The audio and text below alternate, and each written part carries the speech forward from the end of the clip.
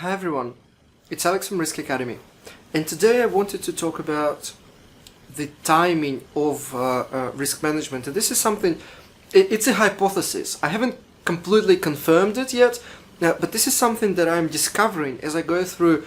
I've just came back from Australia doing a huge project on private-public partnerships, and I'm actually speaking at the Private-Public Partnership Conference in Russia next week. And what I'm discovering with like big projects, most of the issues and problems arise not during the project execution and something's going wrong. I mean, those risks are obviously ever present, but what I'm discovering, and again, maybe I was just unlucky in seeing those examples, but what I'm discovering is that many of the problems, especially financial problems, arise not at the execution stage, not as time goes by and the project is being delivered, but actually at the time of making an investment decision, at the bidding stage.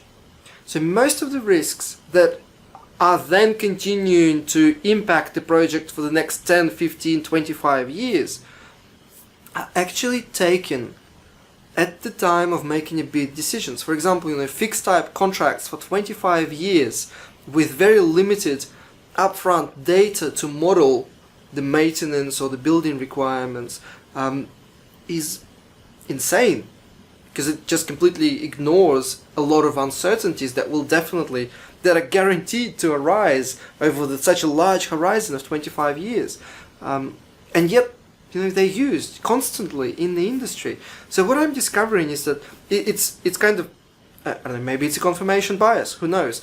But what I'm discovering is that it is much more important to have a robust risk management at the time of making a decision, at the time of pricing the risk, because then you will have to live with that decision for the duration of the project. I mean, for example, not even have an opportunity, a milestone to renegotiate some of the costs is also a decision made up front that will have huge consequences. So I have this hypothesis is that many risks are taken at the time of making decisions. And if there's no proper risk analysis at the time of making a decision, then there's very little you can do with decision trees, or sorry, not very little, but much less you can do with decision trees or even Monte Carlo simulations as you go through the project execution. Now, of course, there are risks that arise, currency fluctuations happen, sanctions kick in, there are things that just happen on the way of during the lifetime of the project, and they have to be managed separately. That's a different kind of risk management, no doubt.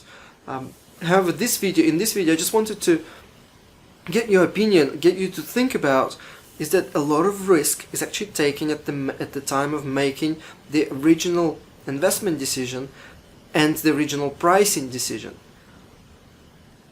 And that's where the risk management is primarily lacking. That's where people are motivated to win projects, people are motivated to beat competition, and hence absorb more risk than they should have without understanding what real risks they're absorbing. That's when the uncertainty is the highest, because they don't have any data on assets, they don't have any due diligences yet, or they have very few high-level due diligences. That's when the risk management should be best, and yet that's when it's most difficult to integrate. So if we are thinking of different opportunities for the risk managers to get involved, I feel there's a huge value for the risk managers to get involved at the actual initial decision and pricing stage. What are your thoughts? Do share underneath this video. Don't forget to subscribe to the Risk Academy channel on YouTube. For me, for now, thank you and goodbye.